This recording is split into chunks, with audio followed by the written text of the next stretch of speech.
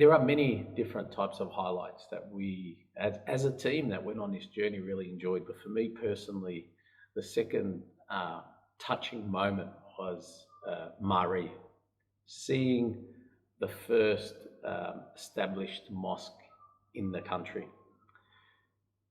We met so many communities and locals, even from the local post office, etc., that shared us some amazing stories, that they remember as young children, or stories that their mothers have passed on to them, and just one person led us to another. But to see that mosque and to see how the local non-Muslim community have really looked after it, although it's a replica that was moved.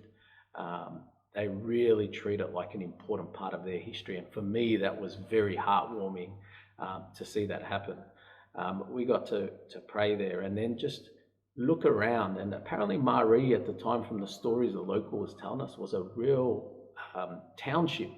There was a lot of hustle. There was the railway lines that connected the communities. And obviously over time, as cities developed, it becomes sort of less important. But for them, that history's still there, and they've closed it off and left it as a tourist attraction because they're proud of that history, and the touching stories, to hear from, who's passed away now and resting, hopefully resting in peace, was Aisha Zada. That interview really touched us. And Aisha was mentioning, although there was no connection to Islam, but to have a name like Aisha, her grandfather was an Afghan, and the indigenous only connection, because of the issues with colonization, was when the Afghan Cameleers had come, and then again they intermarried together, and a lot of the indigenous do have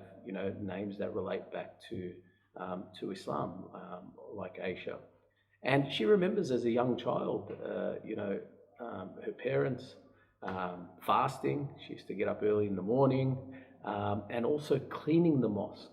It was wonderful to hear, these stories and see how the local community is preserving this history.